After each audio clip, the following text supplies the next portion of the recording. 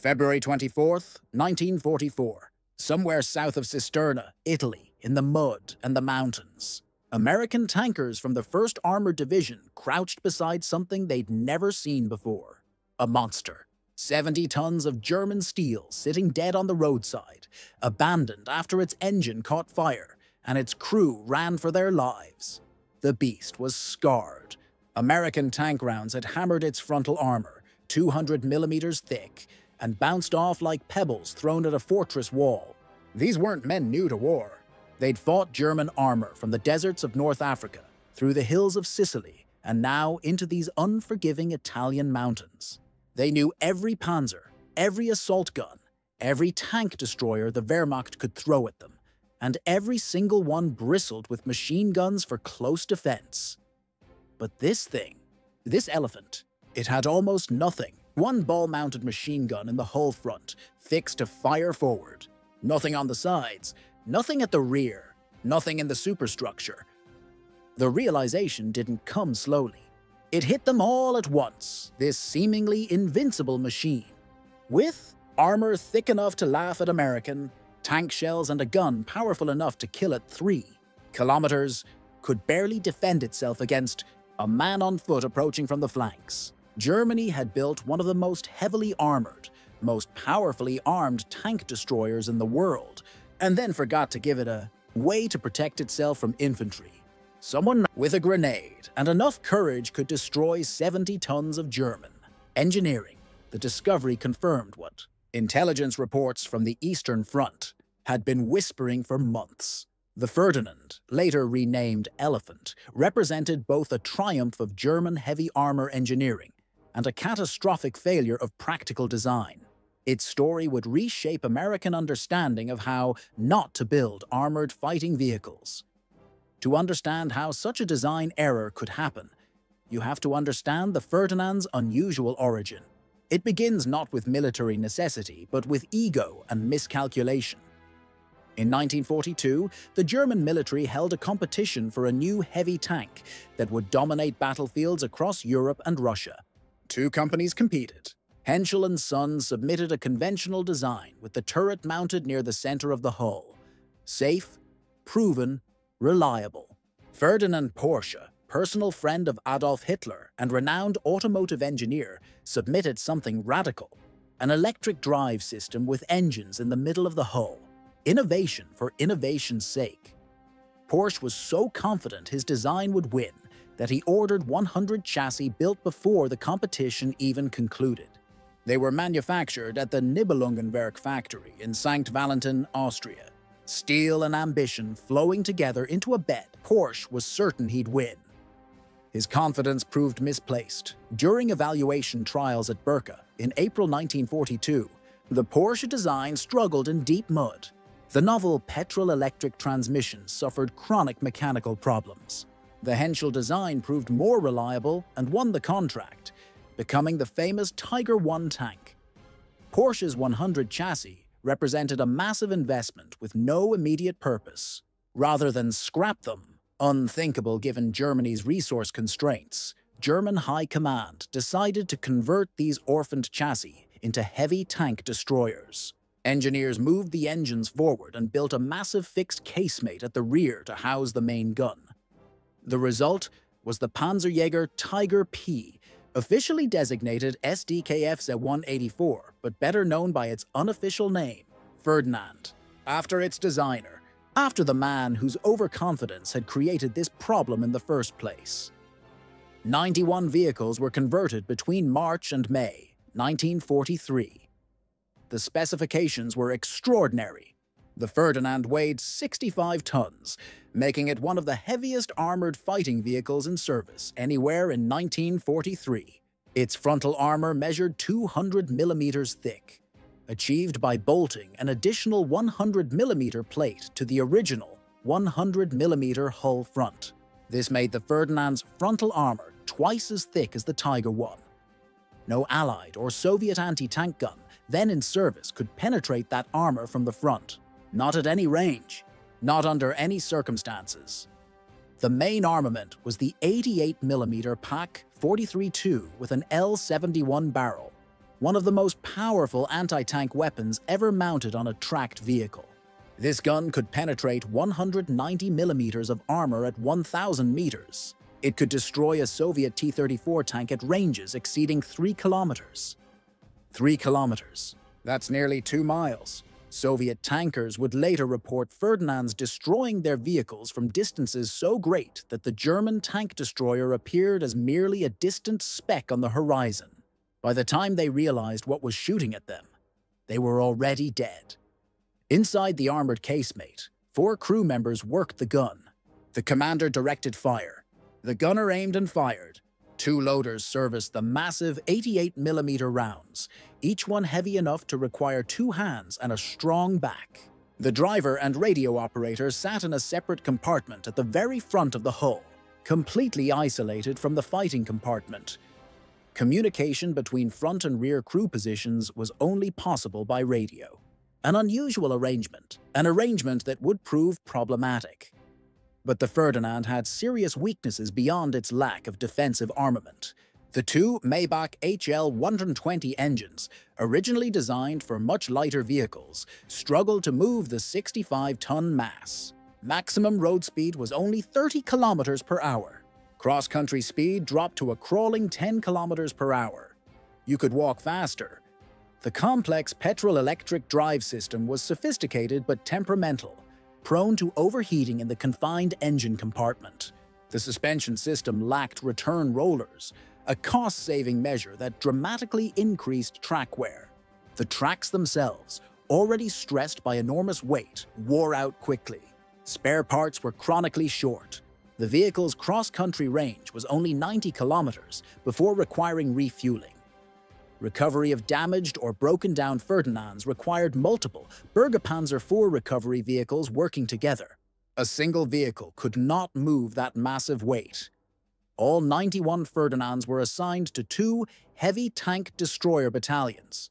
Schwere Panzerjäger Abteilung 650 received 45 vehicles. Schwere Panzerjäger Abteilung 650 received 44 vehicles. Together, these battalions formed Heavy Panzer Regiment 656, under the command of Oberst Rudolf Gille. The combat debut came at Kursk in July 1943. Operation Citadel represented Germany's attempt to eliminate the massive Soviet salient around the city of Kursk through a double envelopment. Adolf Hitler had postponed the offensive repeatedly, waiting for new weapons like the Panther tank and the Ferdinand to arrive. He believed these wonder weapons would offset Soviet numerical superiority and deliver decisive victory. 89. Ferdinands deployed for the northern pincer of the attack as part of Field Marshal Walter Model's 9th Army. Before combat even began, 6 vehicles had to be withdrawn for mechanical repairs, a troubling sign. The remaining 83 Ferdinands prepared to spearhead the German assault. July 5th, 1943. Approximately 0530 hours, Operation Citadel began. The Germans launched their attack following a massive artillery bombardment that turned dawn into artificial thunder. The Ferdinands rolled forward as part of the assault's spearheads, their mission to destroy Soviet anti-tank guns and tanks at long range, allowing lighter German armor and infantry to advance. Initially, the Ferdinands performed exactly as designed. Their powerful guns destroyed Soviet tanks before T-34s could close to effective range. Their thick armor shrugged off Soviet anti-tank fire that would have destroyed conventional German tanks. Soviet tankers were shocked, watching shells bounce harmlessly off the 200mm frontal armor. Some Soviet tank crews abandoned their positions rather than face the seemingly invincible German monsters. But Soviet defensive preparations were far more extensive than German intelligence had estimated. The Central Front alone had laid over 400,000 anti-tank mines across multiple defensive belts. 400,000. The Ferdinand's great weight made them particularly vulnerable. When a mine detonated under a track, the resulting damage often broke the suspension, bent the track itself, or destroyed road wheels. The 65-ton weight made field repairs nearly impossible. Of the 45 Ferdinands from schwere Panzerjäger Abteilung 653 committed on the first day, All but 12 were immobilized by mine damage before 1700 hours. Most would eventually be repaired and returned to service. But recovery of such massive vehicles from an active battlefield proved extraordinarily difficult. Soviet demolition teams went out at night to destroy abandoned Ferdinands with explosive charges. Even more devastating, Soviet infantry quickly discovered the Ferdinand's fatal weakness. The vehicle had virtually no defensive capability against infantry attack. The main gun had limited traverse and could not depress far enough to engage targets close to the vehicle. There were no machine guns anywhere on the vehicle for close defense. Once Soviet infantry closed the distance, Ferdinand crews had few options. Soviet infantry tactics adapted within days. Special anti-tank teams learned to let the Ferdinands pass over their positions in trenches and foxholes. Soviet soldiers had undergone training to overcome tank phobia, including exercises where tanks drove directly over occupied trenches. Once the Ferdinands passed the first defensive line, infantrymen would emerge from cover with PTRD-41 anti-tank rifles, demolition charges, and Molotov cocktails. The PTRD-41 rifle could not penetrate the Ferdinand's thick armor, but it could damage the engine deck, tracks, and vision blocks. A well-aimed shot to the engine grills could start fires or damage cooling systems. Shots to the tracks could immobilize the vehicle. Once a Ferdinand was immobilized, Soviet infantry swarmed it with Molotov cocktails and grenades. Molotov cocktails splashed burning fuel across engine decks. Grenades dropped onto ventilation grills filled the interior with smoke and shrapnel.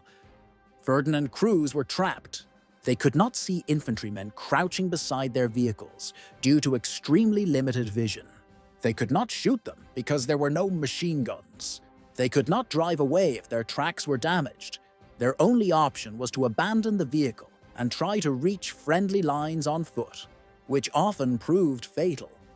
Some desperate crews attempted improvised defenses. A few tried firing their personal MG-42 machine guns down the barrel of the main gun, traversing the entire 88mm cannon to aim at attackers. This proved absurd, dangerous, and largely ineffective. Other crews opened hatches to fire pistols and submachine guns, exposing themselves to enemy fire. These desperate measures rarely saved the vehicle. The Battle of Kursk turned into a disaster for the Ferdinands. While they achieved impressive kill ratios when engaging Soviet armor at long range, they suffered devastating losses to mines and infantry attack. German records claim schwere Panzerjäger Abteilung 653 destroyed 320 enemy tanks while losing 13 Ferdinands in combat. Combined claims for both battalions exceeded 500 Soviet tanks destroyed. Impressive statistics, but they masked reality. Most Ferdinand losses came not from enemy tanks, but from mine damage, mechanical breakdown, and infantry attack. The vehicles that excelled in long-range defensive combat were being misused as breakthrough weapons in offensive operations across heavily mined Soviet defensive belts. By July 12th, when Hitler cancelled Operation Citadel following the Allied invasion of Sicily, roughly 50 Ferdinands remained operational out of the 89 that began the battle. The Kursk experience forced German commanders to acknowledge the Ferdinand's critical design flaws. In fall 1943, all surviving Ferdinands were ordered back to Germany for comprehensive modifications. The refitting process took several months at Nibelungenberg. Engineers added a ball-mounted MG-34 machine gun in the hull front for the radio operator position, giving the vehicle at least some defensive capability against infantry attack. They installed a new commander's cupola with 7 vision blocks, the same type used on the Stughi 3 assault gun, dramatically improving the commander's ability to observe the battlefield. They applied Zimmerit anti-magnetic mine paste to the hull and superstructure. They improved the engine grille design to provide better protection. The modifications added 5 tons to the vehicle's weight, bringing the total to 70 tons. No improvements were made to the engines or transmission. The already underpowered Ferdinand became even more sluggish. On May 1st, 1944, Hitler personally ordered the vehicle officially renamed from Ferdinand to Elefant. In February 1944, 11 of the newly modified Elephants were rushed to Italy. The first company of schwere Panzerjäger Abteilung 655, commanded by Oberleutnant Helmut Ulrich, deployed to counter the Allied landing at Anzio. American and British forces had landed south of Rome in an attempt to outflank the German defensive lines. The mountainous terrain of Italy proved even more challenging than the Russian steppe. Narrow mountain roads with steep grades and hairpin turns were never designed for 70-ton vehicles. Bridges built for civilian traffic could not support the Elephant's weight. The vehicles had to ford streams, climb rocky slopes, and navigate terrain that challenged even much lighter tanks. Mechanical breakdowns were constant. The stressed engines overheated on steep climbs. Transmissions failed under the strain. Tracks wore out at alarming rates, with no replacements available in Italy. When an Elefant broke down on a narrow mountain road, it blocked the entire route until it could be recovered or pushed aside. American tank crews got their first close look at an Elefant when Vehicle 102 from 2nd Company broke down with engine fire near Cisterna in late May 1944. The crew abandoned it. American engineers examined it thoroughly. They confirmed what intelligence reports from the Eastern Front had indicated. The vehicle possessed extraordinary armor and firepower, but suffered from critical vulnerabilities. American intelligence reports noted the Elephant's extremely limited crew vision, particularly to the sides and rear. The single hull-mounted machine gun provided inadequate defensive fire, covering only a narrow arc directly forward. Most significantly, the vehicle's great weight and underpowered drivetrain made it highly vulnerable to mechanical failure. American forces concluded they need not fear this vehicle in offensive operations. It would likely break down before reaching the battlefield. American tactical doctrine emphasized avoiding frontal engagements where the Elephant's armor and gun gave it overwhelming advantage. Instead, American forces maneuvered to attack from flanks or rear, waited for the vehicles to break down, or called in artillery and air support against the Elephant's thin side and rear armor. Even American 75mm guns could achieve kills against side armor at close range. Of the 11 Elephants initially sent to Italy, at least 3 survived to be evacuated in August 1944. The others were lost throughout spring and summer of 1944. Ferdinand 114 was destroyed March 1st. Ferdinand 131 was knocked out March 2nd. Ferdinand 113 was lost May 25th. Multiple vehicles were destroyed in June fighting around Cisterna. Most losses resulted from mechanical breakdown rather than enemy action. The 5th Corps of the 21st armored captured Elefant Vehicle 102, which had originally been Ferdinand 633 at Kursk, and eventually shipped it to Aberdeen Proving Ground in Maryland for detailed testing. American engineers conducted extensive evaluations, confirming the vehicle's strengths and weaknesses. The tests validated that, while the Elefant was formidable in its designed role, it was impractical for actual battlefield conditions. The remaining Elephants on the Eastern Front saw continued combat through 1944, mostly in defensive operations in Ukraine. 2 companies totaling 28 Elephants deployed to reinforce Army Group's south positions near Tarnopol. The vehicles proved effective when properly employed in ambush positions with infantry support, but there were never enough of them to make a strategic difference. Attrition from combat and mechanical breakdown steadily reduced their numbers. A small group of Elephants participated in defensive battles during the Soviet Vistula-Oder offensive in January 1945. As Soviet forces pushed deep into Poland, the last surviving Elephants fought in the defensive battles south of Berlin in April 1945. By the end of the war, only 2 Elephants survived intact. One Ferdinand, captured by Soviet forces at Kursk in July 1943, is now displayed at the Kubinka Tank Museum outside Moscow. The Elefant, captured by American forces in Italy, now resides at Fort Gregg Adams in Virginia. The fundamental question remained: How could German engineers design a 65-ton tank destroyer without adequate means to defend against infantry? The answer lay in the vehicle's improvised origin and the assumptions built into German doctrine. The Ferdinand was never intended to operate alone. German combined arms doctrine called for tank destroyers to work with infantry support. The infantry would protect the vehicle from enemy infantry, while the tank destroyer engaged enemy armor at long range. On paper, this doctrine made perfect sense. In practice, infantry could not always keep pace with armored vehicles, especially across mined terrain or through fortified positions. Infantry might be pinned down by enemy fire, while tank destroyers continued forward. In night operations or poor visibility, infantry and armor could become separated. Any of these situations left the Ferdinand defenseless, and all of them occurred regularly at Kursk. German designers had become overconfident in their armor design philosophy. They prioritized maximum armor protection and maximum firepower, while assuming proper tactics would compensate for other deficiencies.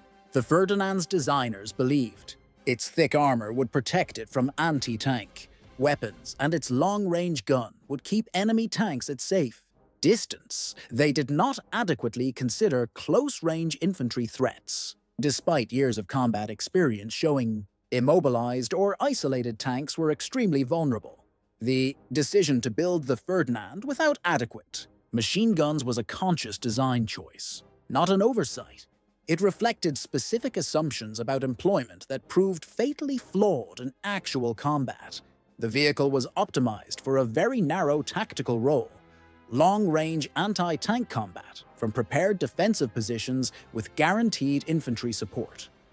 When used in that exact scenario, the Ferdinand was devastatingly effective, but war rarely allows such ideal circumstances.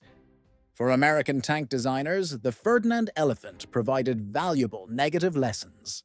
It demonstrated that paper's specifications do not translate to battlefield effectiveness. A vehicle could have the thickest armor and most powerful gun in the world, but still fail if it could not be maintained in the field, if it could not reach its fighting position, or if it could not defend against all threat types. American tank destroyer doctrine emphasized very different priorities. Vehicles like the M10 and M36 had much less armor than the Ferdinand, but were faster, more reliable, mechanically simpler, and equipped with multiple machine guns for self-defense. They were designed for mobility and practical functionality rather than maximum protection. American doctrine accepted that tank destroyers would rely on concealment and maneuver rather than heavy armor. The contrast was stark. Germans built the ultimate defensive tank destroyer and discovered that ultimate defensive capability meant nothing if the vehicle could not survive approaching its defensive position. Americans built less impressive but more practical vehicles that could actually accomplish their missions under real battlefield conditions. The story of the Ferdinand Elefant illustrates the danger of over-specialization in weapons design. When circumstances matched the vehicle's narrow design parameters, it was nearly unstoppable. But when circumstances deviated even slightly, its weaknesses became catastrophic. Minefields immobilized it, mechanical problems sidelined it, infantry attacks destroyed it. The vehicle consumed scarce resources while delivering limited overall combat effectiveness.